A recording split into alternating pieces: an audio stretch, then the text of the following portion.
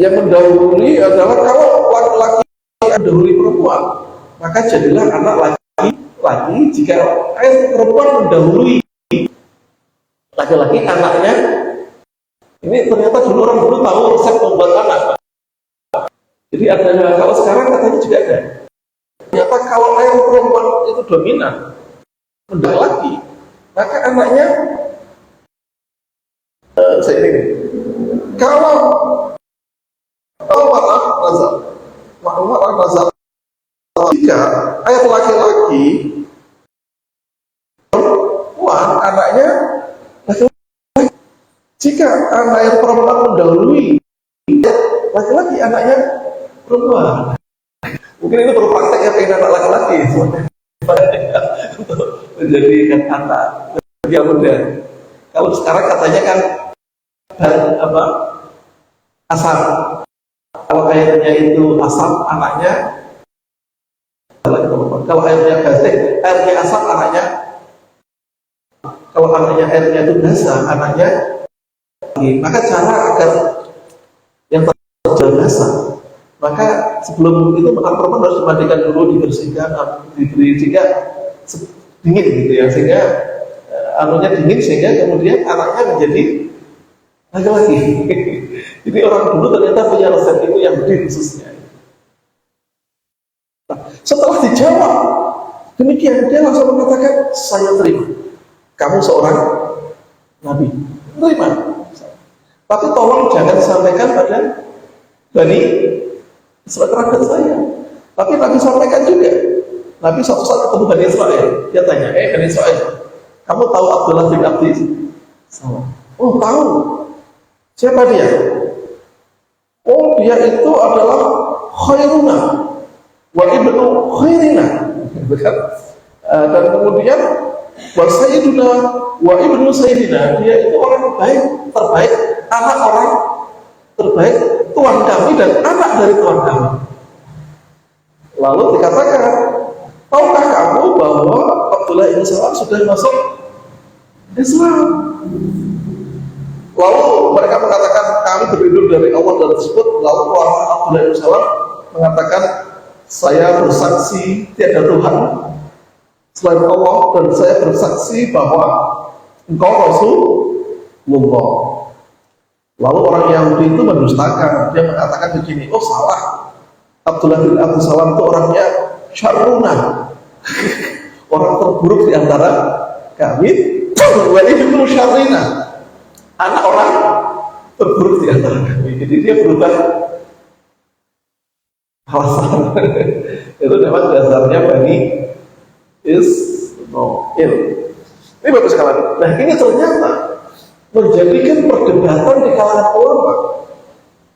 Tanda-tanda orang dapat wahyu itu apa? Ibnu Taimiyah dalam bukunya namanya Kitabul Nubuwwah membahas panjang sekali.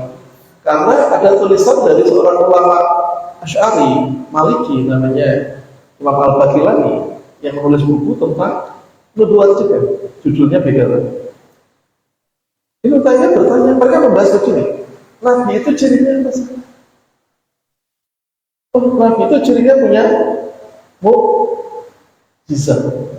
Kalau wali punya karomah.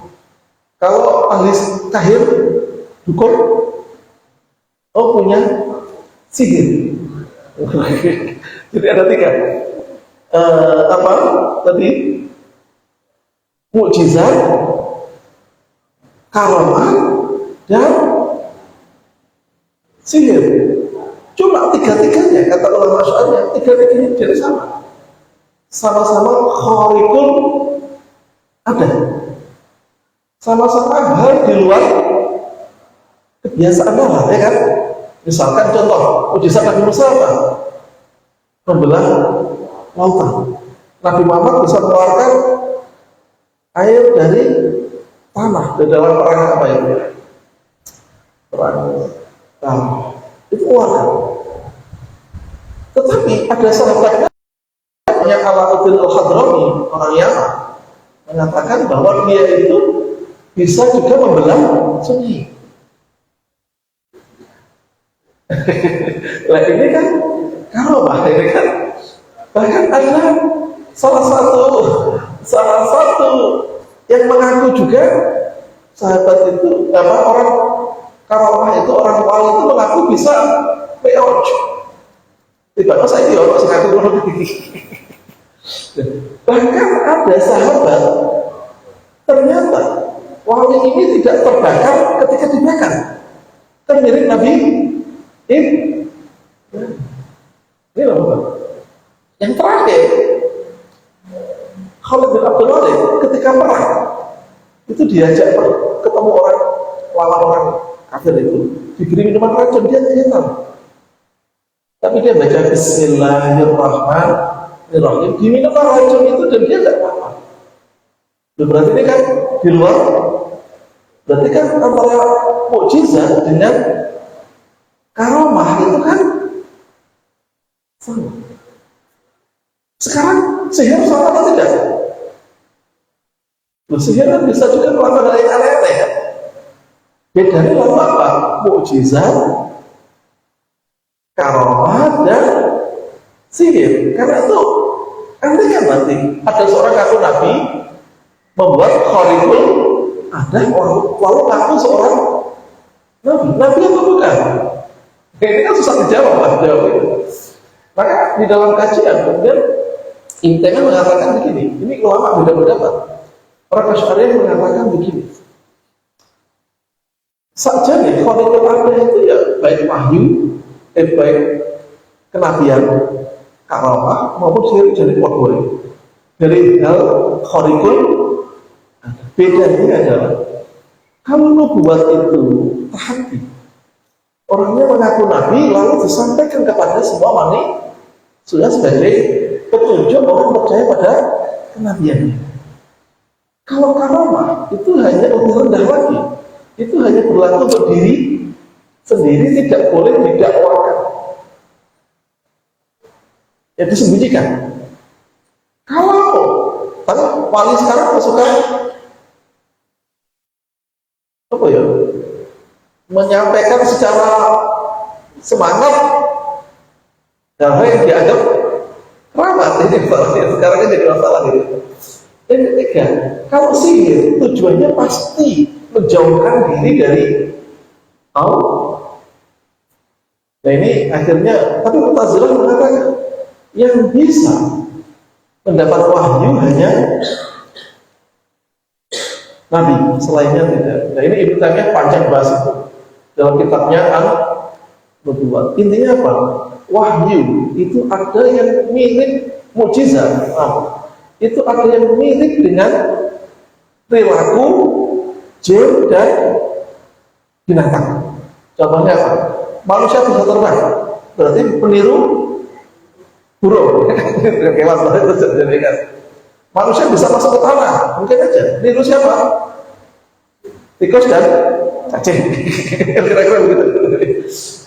Kalau manusia bisa jarak jauh, jarak jauh namanya meniru jin. Boleh apa tidak ini?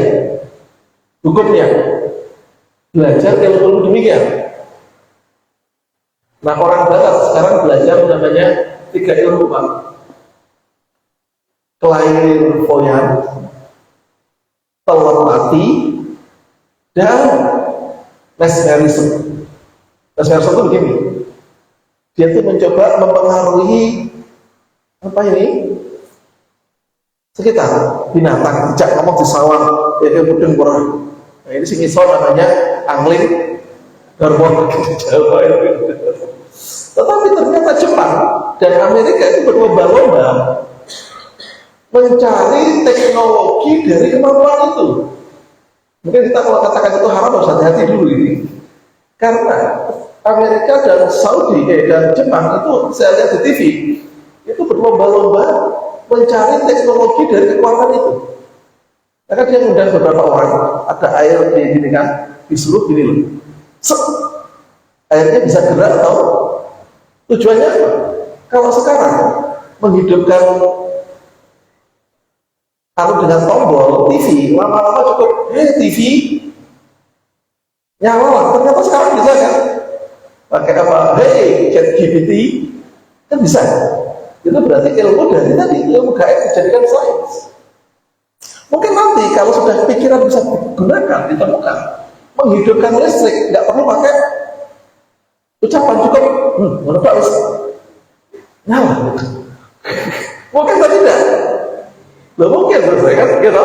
Saya nyimpen uang di bank, di laci bank, karena nanti teknologi canggih kan. Kalau kita via disimpan di apa, di internet, mungkin bisa dibobol orang. AI bisa melacak, ya kan? Mungkin nanti pikiran. Jadi kalau buka akun bank ya cukup mikir nanti itu keluar siapa? Tidak boleh atau tidak? Nah, sekarang ada lagi namanya clairvoyant. Clairvoyant itu apa, Pak? Kemampuan orang untuk merasakan jauh. Misalkan ibu, pernah nggak ibu artinya Raina tiba-tiba anaknya ada apa-apa? Gitu? Ada atau tidak begitu? Ada atau tidak? Biasanya kalau anak sekolah jauh, kok ibunya tidak ikhlas, anaknya keras atau tidak? Setahu saya nggak keras namanya, jadi nyambung. Itu namanya klien. Maka ibu nggak boleh berprasangka buruk pada anak mungkin, karena itu bisa nyambung. Saya aja nggak berani. Sekarang takut sekali mikir jelek pada diri saya, tidak takut saya. Saya harus itu takut saya. Karena istri saya itu sensitif gitu, untuk urusan begitu. Saya pernah nggak tahu. Saya kuliah di Austria, lama nggak ketemu istri ya, 3 bulan. Ketemu, diskusi terus ya, dengan ketemu anak Norwegia cantik, apa tuh ya, jadi orang ya. Saya bayangin ya Allah mau minta kok ayu. Lah kok besoknya istri saya tegur, Mas, tadi malam aku mimpi buruk. Kenapa? Sampai nikah lagi katanya. Kok ya nyambung gitu loh. Saya sampai ya Allah takut itu. Nah saya ketika ke Surabaya naik bis itu sudah apa namanya, dompet itu sudah saya masukkan ke dalam apa jaket, pas saya ginikan, HP di sini saya buka-buka, katanya kan tidak boleh didemek sama orang, karena orang gendam itu katanya kalau demek begini itu bisa pindah, maka harus dicablet balik biar itu gagal gitu kan. Dan kedua kalau bepergian tidak boleh lapar, karena orang lapar udah di mana ya, makanya itulah makanya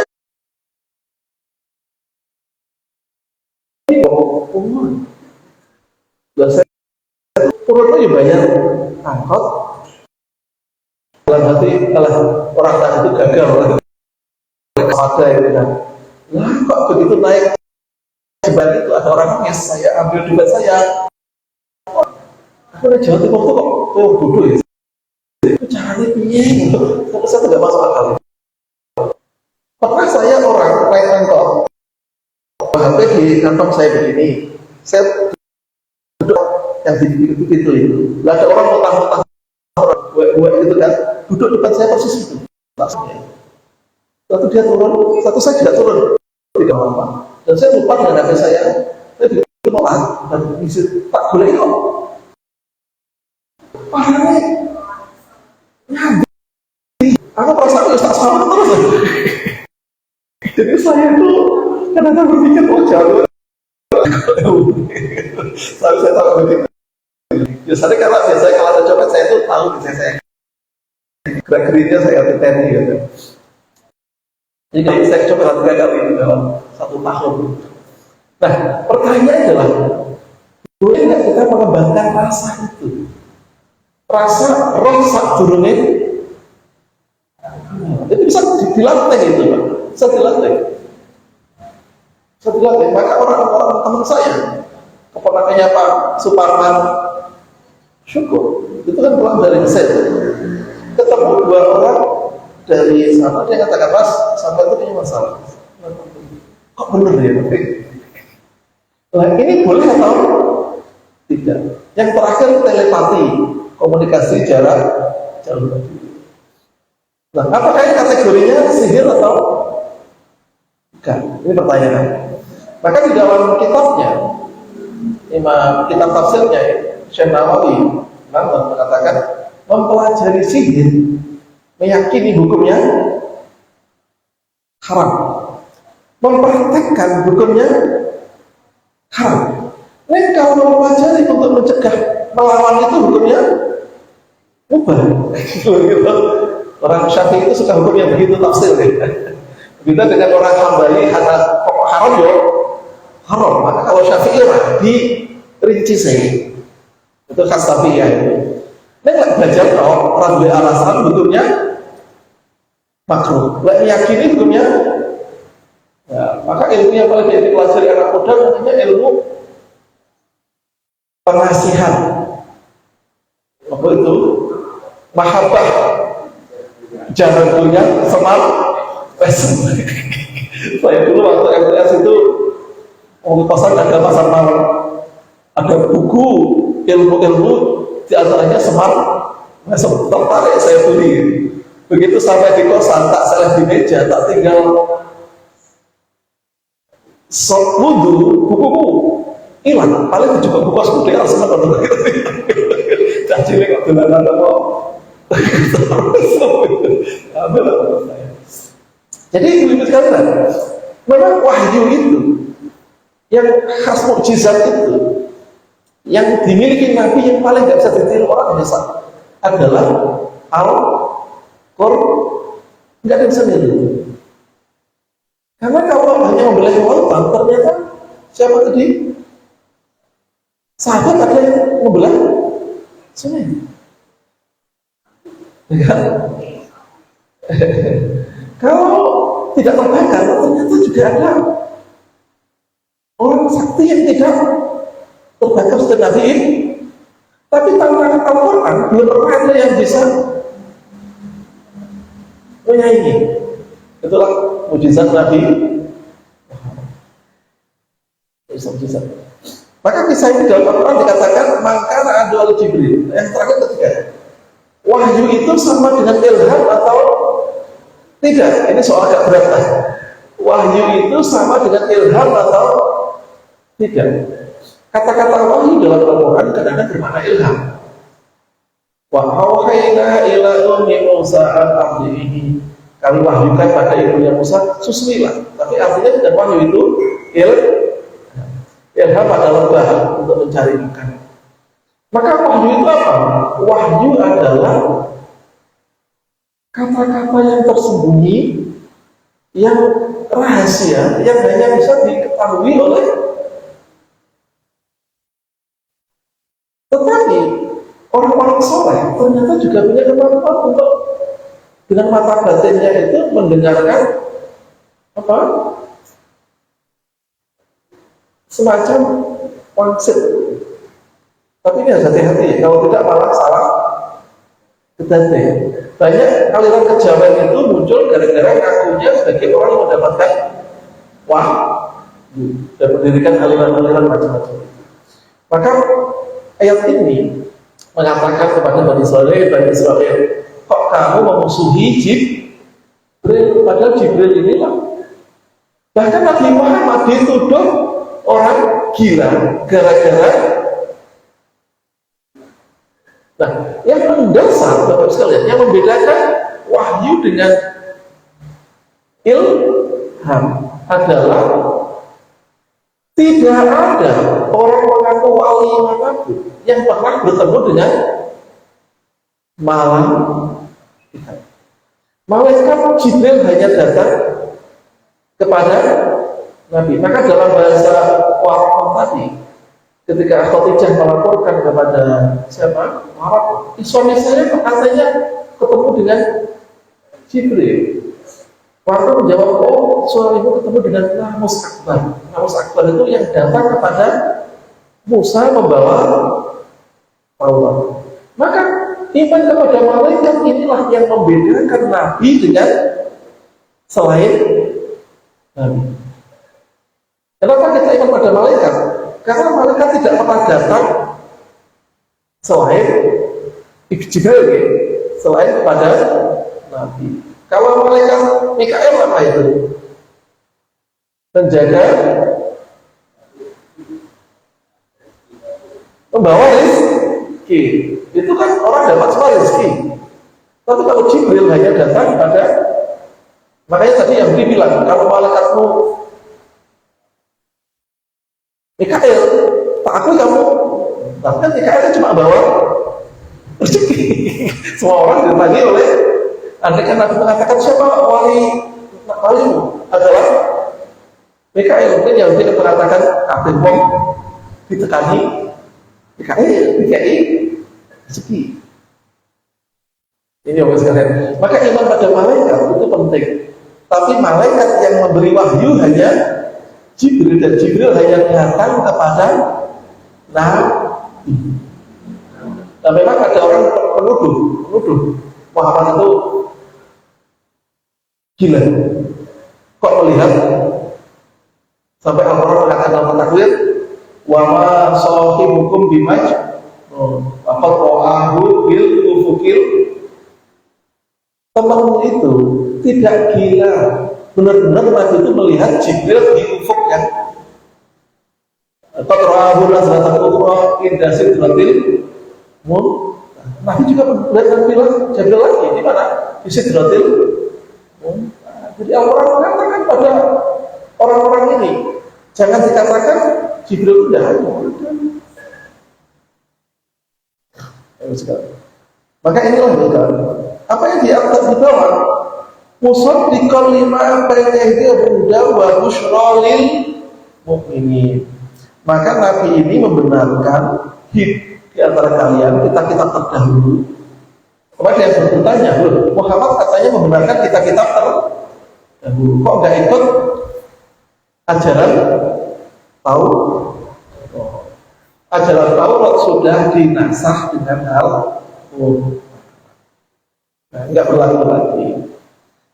Maka wa busyra lil mu'minin, dan juga Nabi itu membawa gembira bagi orang yang beriman. Kalau orang beriman pasti gembira dengan Nabi. Tapi kalau orang nggak beriman ya pasti panas. Maka Nabi itu sering dihina ya. Dihinanya apa? Apa itu? Ketika Nabi itu lama nggak ketemu wahyu, orang-orang kafir Quraisy sampai mengejek Nabi, Muhammad, kamu ditinggalkan setanmu ya, gitu kan. Datang sudah Nabi sampai setahun nggak datang wahyu itu. Tapi orang jawab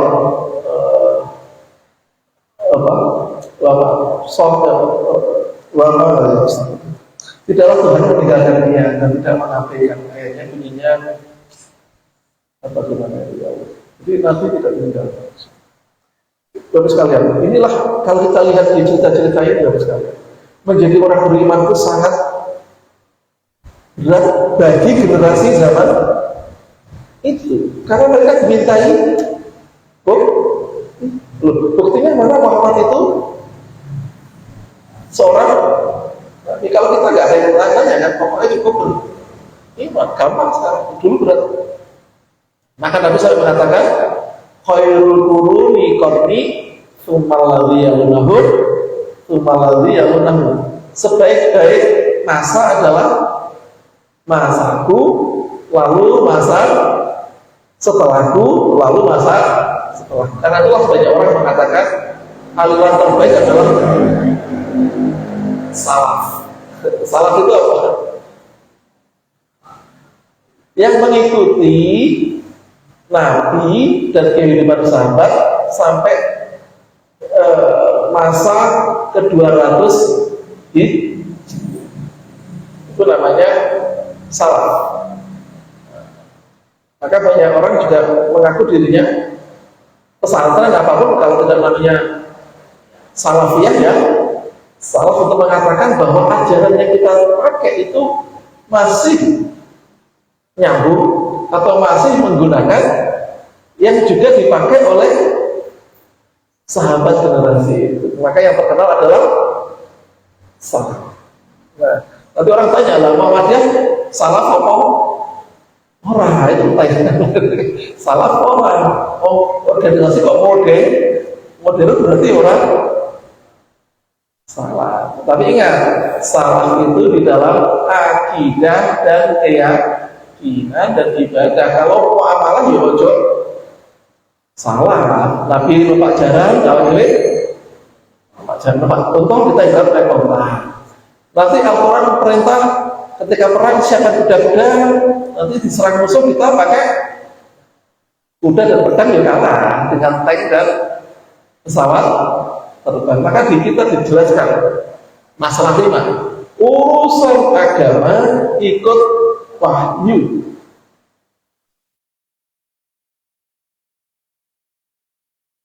murid duniaku. Dengan apa? Malah terbuka dengan orang muslim boleh yang penting jelas. Nah ini Bapak sekalian harus dipahami gini. Kita ini jadi gampang. Agama itu mudah, maka prinsip ditarjih dikatakan agama itu mudah, jangan dipersulit. Neng yo ojo digoleki gampang. Maka jika ada dua pilihan agama, satunya sulit, satunya mudah, pilih yang mana? Pilih yang mudah. Aisyarahumma, kan saja tadi begitu kan? Jika ada dua perkara, maka ambillah aisarah. Memang ini debat para ulama. Misalkan begini, misalkan kita ini diberi rukhsah. Kalau sholat boleh jamak, boleh tidak. Kalau bepergian boleh, puasa boleh tidak. Yang baik ambil rukhsah atau dikerjakan sesuai hukum asalnya. Yang bagus yang mana?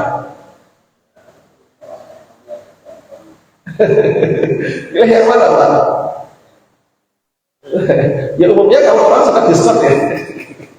Tetapi ternyata ketika ini ada satu riwayat mengatakan Innallah, ini saya lupa ini perkataan imam atau hadisnya. Innallah yuhibbu ayyuta rakhaisuhu kama yuhibbu ayyuta azan ibu.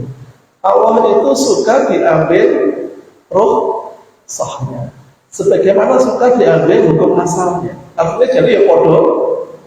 Kalau soal pergian jauh mau jamak kosor yo boleh dikerjakan sendiri ya boleh. Tapi ada diskon. Malah di kita ini sekarang hukum perempuan lebih mudah. Contohnya ibu-ibu kalau menyusui, kemarin saya bahas ya, menyusui itu boleh tidak berpuasa. Harus mengganti puasanya atau tidak? Tidak. Cukup membayar fidyah. Di hukum disyariatkan begini. Orang yang khawatir karena kandungannya atau menyusui dihukumi sama cukup membayar sama dengan dihukumi dengan bapak-bapak ibu-ibu yang sudah sepuh. Nah ini dihukum, tapi monggo itu hukum yang ditarjih begitu. Maka rukhsah itu dalam agama ada berapa macam rukhsah? Rukhsah itu beda dengan darurat, Pak. Rukhsah itu pasti ada dalilnya. Kalau darurat dasarnya adalah kesulitan. Contohnya rukhsah apa? Boleh menjamak sholat. Kapan dijamak? Ketika ya, ketika ada hujan. Karena apa? Kalau biasa jamaah ke masjid, zaman Nabi kan tanahnya dari apa? Lantainya dari tanah. Sehingga kalau duhurnya Nabi itu diakhirkan. Nabi itu duhur nggak pas tengah-tengah saja, agak dia nggak terlalu panas. Nah karena itu, kalau sudah sholat kok mendung tebel, langsung dijamak dengan sholat asal khawatir kehujanan. Nah itu bedanya dengan zaman sekarang. Tapi jangan ditiru sekarang, karena beda. Ya kan? Kemarin ada di Malang, orang menerapkan zaman Nabi lagi, masjidnya nggak pakai tekel. Alasannya apa? Masjid zaman Nabi pakai tanah, dan sholat zaman Nabi boleh pakai sandal. Sehingga kalau masuk masjid, apa kata Nabi? Falyuqallid alaika, bukalah sandal kalian. Jika ada kotoran, dibersihkan dengan cara digosok-gosokkan ke pasir, sudah bersih, boleh masuk ke masjid. Nanti jangan ditirukan. Aku mau ketiba Rasul, kenapa? Zaman Nabi kalau datang ke masjid, sandalnya kotor cukup busuk-busuk, bagaimana bu? Masjid, lagi kempelan orang, karena kalau gitu pakai masuk masjid, kok pakai sandal. Lah Bapak Ibu, kalau orang pakai masjid, pakai sandal masuk masjid, bid'ah atau tidak? Ujungnya kan perasaan. Kalau ikut itu loh ya, tapi kita jangan sekarang kosong masjid bersih-bersih kok ditekani sandal, malah tidak memang dulu itu beda dengan sekarang. Ada beberapa yang kita tidak boleh mempraktekkan sama. Dan tadi itu, bahkan kamu tahu, ini ada kisah nih. Ada satu hadis mengatakan begini: jika kalian ingin menikahi seseorang, maka lakukanlah yang membuat kamu ingin menikahi dia. Hadis itu membuat sahabat itu bingung. Jadi kalau saya suka perempuan, lakukan sesuatu yang membuat ingin menikahi dia. Artinya apa? Loh, kalau saya menikahi perempuan dan tertarik dengan, mohon maaf ya, tubuhnya, apa perlu saya cek dulu tubuhnya? Sehingga ada satu kisah, sahabat itu dipraktekkan begitu. Ada sahabat yang tadi bilang begitu, dipraktekkan. Mau menikahi, perempuan itu memutar-mutar di dalam benar. Tapi apa orang, tapi ya tak nikahi. Sampai begitu sahabat rugun, Nabi bilang itu dipahami begitu juga. Tapi sahabat lain melarang, jangan begitu dimaknai.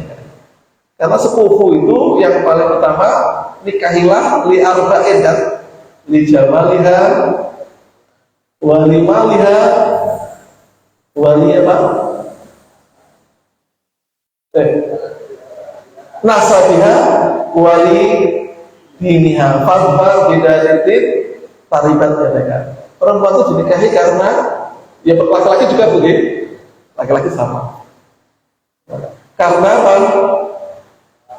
Nasab, karena harta, karena ketampanan, terakhir karena agama.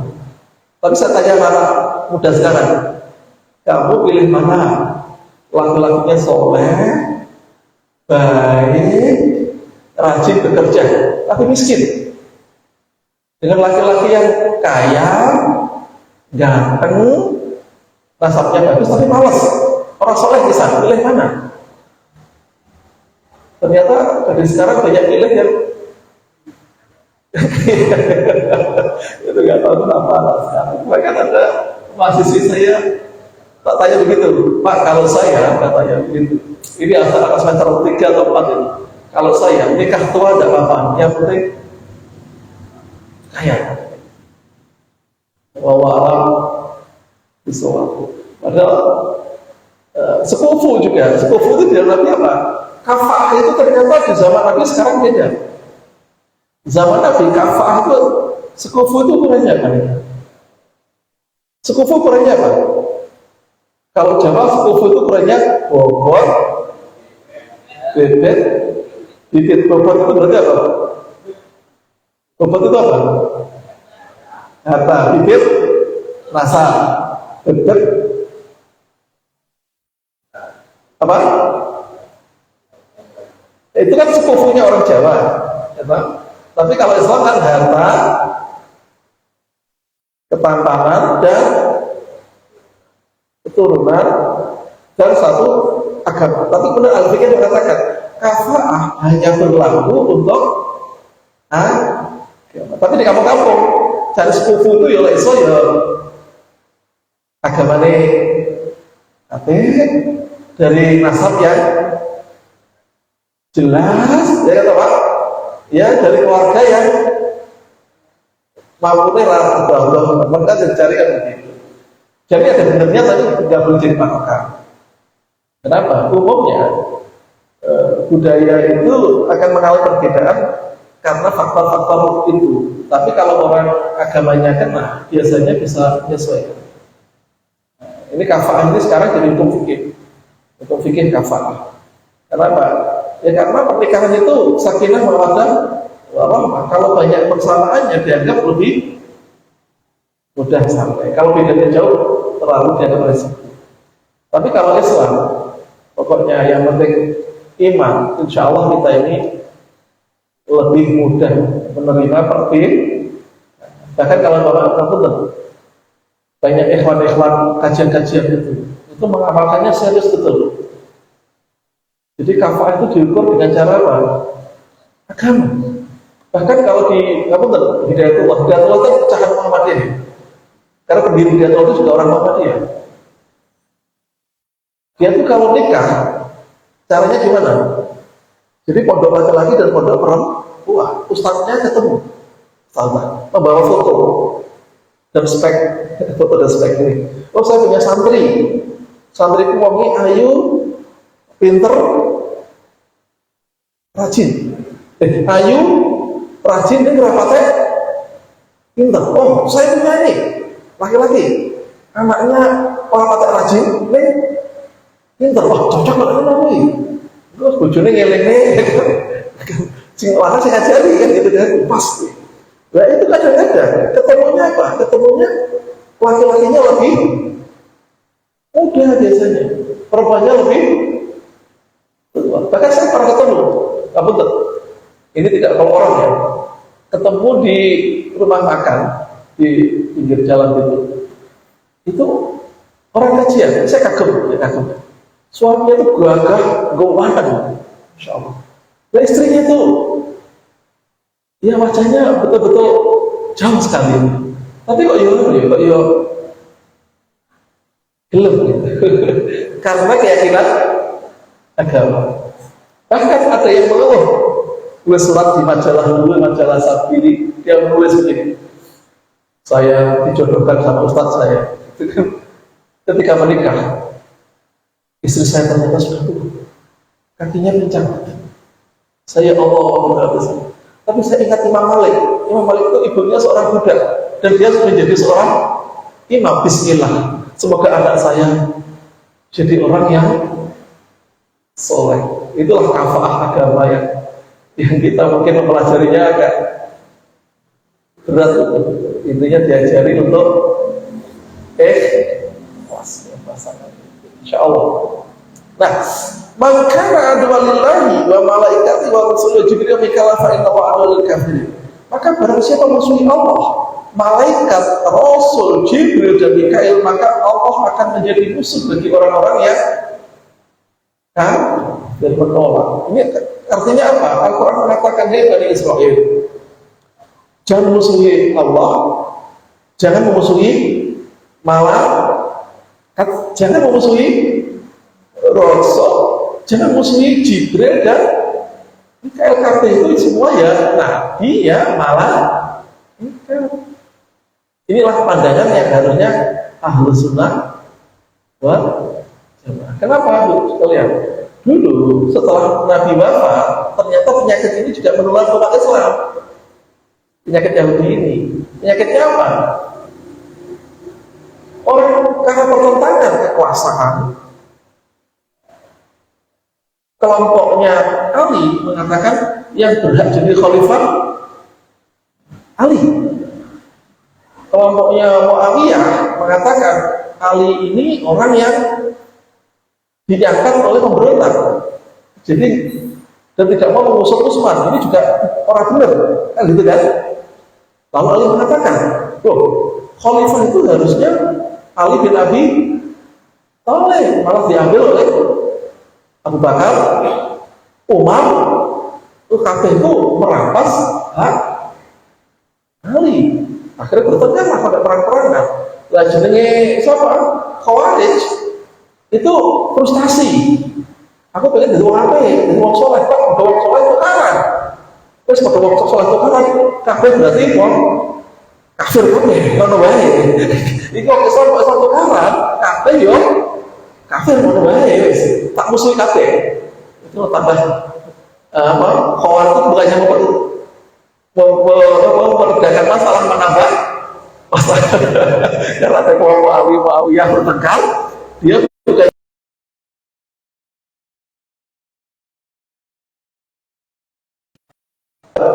Allah. Tapi Al-Sunnah wal Jamaah mengatakan,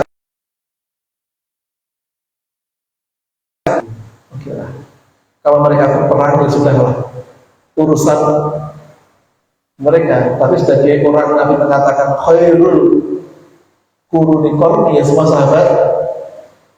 Nah itu sudah selesai. Maka sampai sekarang ahli hadis itu, kalau ada orang bertanya riwayat dari siapa, oh dari cek dulu kurangnya adil atau tidak. Baik atau, tapi ketika ketemu sahabat, mereka katakan semua sahabat adil, sudah nggak usah dicek, sudah. Ini pandangan Ahlussunnah wal Jamaah. Ini belajar dari kita, Pak. Kita ini kalau melihat orang Islam bertengkar dengan orang Islam, memang harus mendamaikan. Ini yang berat sebenarnya. Apalagi kalau yang bertengkar kita sendiri kan angel. Seharusnya begitu, tapi memang susah. Ini makanya si Yahudi ini mengadu domba antar malaikat, antar nabi. Malaikat jelek, Mikail boloku, Jibril orang. Ini kan mengadu domba, malaikatnya jadi domba. Nah kan, tapi Allah mengatakan barang siapa musuhi Allah, malaikat, Rasul, Jibril dan Mikail, maka Allah musuh bagi orang yang kafir. Wa laqad anzalna ilaika ayatin bayyinatin wa min qura'il fasiqun. Dan telah kami turunkan kepadamu wahai Muhammad ayat yang jelas, tanda yang jelas. Tandanya bukan Al-Quran ya, tanda kena iya. Sebenarnya Nabi itu sudah tahu, orang Bani Israil tahu, tanda Nabi itu jelas. Tandanya apa? Banyak tanda-tanda kenabian itu. Yang bahkan pemerintah Bahir aja tahu. Nabi Muhammad ini punya ciri-ciri seorang Nabi. Kemarin ada orang Australia itu yang saya katakan ChatGPT itu sampai tanya di ChatGPT, tanyanya begini, apa benar di dalam Bible perjanjian lama itu menyinggung nama Muhammad? ChatGPT jawabnya begini, ada beberapa ayat dalam Bible itu yang memang bisa dipahami orang Islam menunjuk pada Nabi Muhammad. Jadi ada sebutan yang teruji begitu loh. Kan Ahmad gitu kan. Cuma terjemahan apa tadi ini tidak mengkritik agama lain. Terjemahan Injil itu kadang-kadang berbeda. Beda. Kemarin ada orang mengumpulkan Al-Quran sejak tahun 1800 ke sini, dan dia punya Injil mulai tahun 1600 sampai sekarang. Ternyata terjemahannya kadang-kadang berubah. Maka dia mengatakan, kenapa orang ini kok menghalalkan daging? Tapi padahal Taurat jelas-jelas mengatakan haram, dan orang Nasrani mengikuti Taurat. Ternyata terjemahannya berubah. Karena kelebihan Al-Quran itu satu, pakai bahasa asli, sehingga kalau orang terjemah itu cek aja, ya kan? Tapi kalau misalkan begini, arti dari Al-Maidah ayat berapa dulu? 4:1, jangan ambil kafirina auliya'a min dunil, jangan ambil mereka sebagai pengikut. Lalu diprotes, diterjemahkan, enggak mungkin, jangan jadikan teman sejati. Jadi lebih karena menolak pemimpin, ngambil teman sejati, tapi lebih berat. Mau teman yang oleh, mau naik jadi berapa? Jadi naik asli lebih berat. Tapi artinya ayat Quran masih bisa dilacak, terjemahnya bisa berubah-ubah, masih orang pasti berubah sedikit tidak apa-apa terjemahan, asal masih dimungkinkan pemahaman. Tapi di kitab Bani Israil itu sulit dipahami, itu susah karena begitu terjemahannya berubah-berubah. Maka dulu yang diharamkan adalah babi. Ternyata di terjemahan berikutnya yang haram bukan babi, kan? Babi bukan. Celeng. Kalau celeng haram, kalau babi ternak halal. Itu karena perubahan terjemah. Maka Al-Quran mengatakan yuharifunal kalima mawadhihi. Mereka merubah Cuma perubahan kenapa ya? Karena terjemahan aslinya susah ditemukan. Contohnya, kamu tahu Nabi Isa itu berbicara pakai bahasa apa?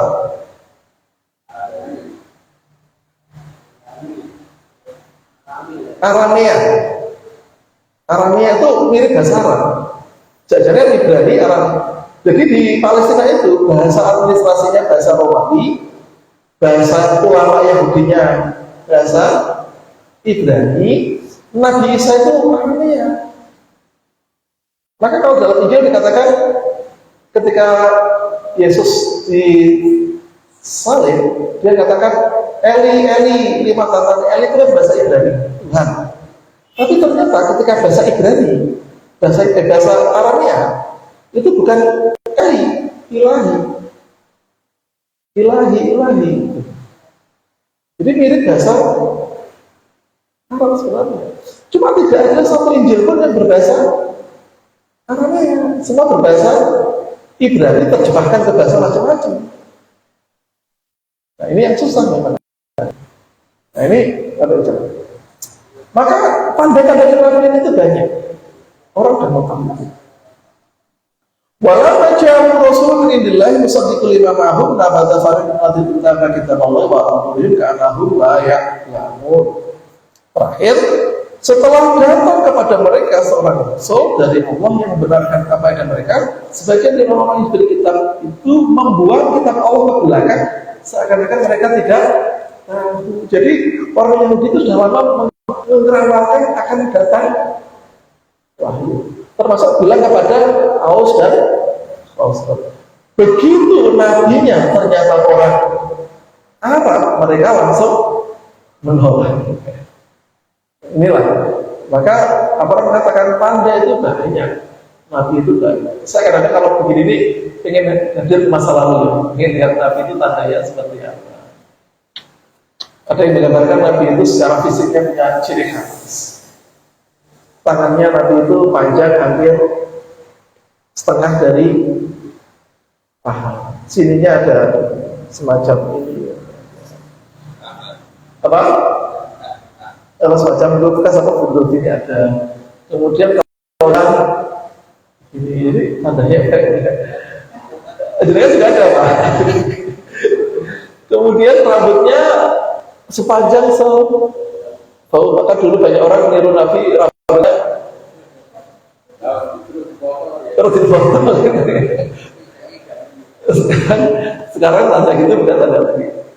Nah makanya ulama fikih itu sampai membahas sakjani, apakah semua perilaku Nabi harus, kalau misalkan mohon maaf, kalau Bapak Ibu ikut jamaah tabligh, itu kan makannya niru Nabi kan, makan pakai 3 jari, apakah harus diikuti? Lah sopan ya, sopan. Ini yang pertanyaan besar. Kalau Imam Ahmad bin Hanbal, Nabi nggak mau makan semangka, nggak mau makan semangka. Saking ketatnya ikut, tapi tidak mengharamkan. Tapi lagi kita ini termasuk sudah membuat pemilah. Maka di dalam kitabnya usul fikihnya siapa? Usul al-Asal, Irsyadul Bukhul, Nabi itu dibedakan jadi 7 kategori. Nabi sebagai pembawa risalah kenabian, maka wajib ikuti.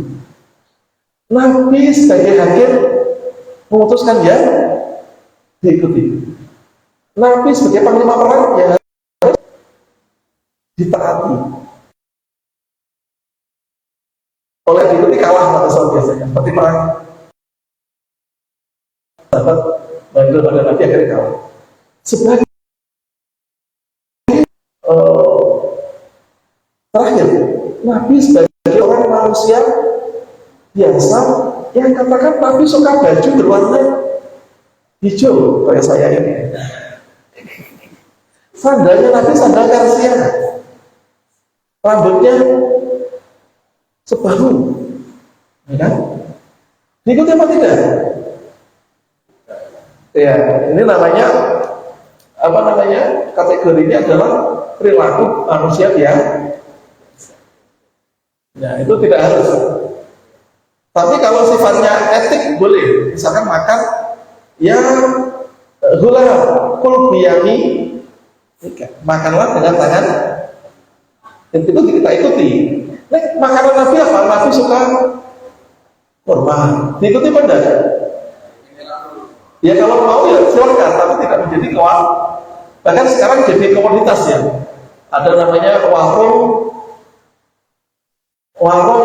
apa namanya, warung ikut Nabi, yaitu menjual kambing pahanya, karena Nabi suka paha kambing, maka dia mengatakan ini warung sunnah, karena Nabi makannya paha. Ini masalah, ya tidak salah juga, ini ya bukan keharusan secara syar'i. Nanti kalau syar'i diikuti kafir, Nabi suka makan apa itu diikuti harus begitu ya susah. Maka ulama fikih sudah jelas, ada bagian Nabi yang harus diikuti, ada yang tidak harus tapi boleh. Contohnya apa lagi ya? Ya banyak hal yang Nabi yang mungkin nanti dilihat gambaran Nabi itu banyak. Ada kitab khusus menggambarkan ciri-ciri Nabi itu banyak. Pakaiannya suka apa. Maka sampai sekarang pun bendera Islam rupanya hijau karena sesuai dengan Nabi. Tapi bendera Rasul katanya hitam dan putih. Ya, Allah alam bisawab itu. Kalau bendera Imam Mahdi katanya hitam. Ya, Allah alam. Maka kalau sudah muncul bendera hitam dan putih, itu tanda-tanda kemunculan ini ramalan Nabi akan datangnya. Nah, ini yang diikuti. Ini seperti ini diikuti atau tidak? Itu kan lumayan begitu ya. Di kita ini kadang-kadang bicara wahyu dan tidak itu susah. Wilayah yang diikuti tidak. Jangan kita, sahabat aja bingung kan? Ketika Nabi mengatakan tidak usah menyerbukan apa kemarin Pak?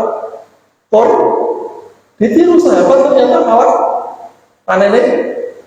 Kalau dikatakan antum aklamu bimuridun, ketika mereka diutus Nabi menyerang Bani Quraidah yang mengkhianati umat Islam, diperintahkan sholatlah di Bani Quraidah. Ternyata di tengah jalan sudah tiba waktu asar, sebagian sholat di tengah jalan, sebagian setelah tiba di Bani Quraidah, dan ternyata dua-duanya dibenarkan Nabi.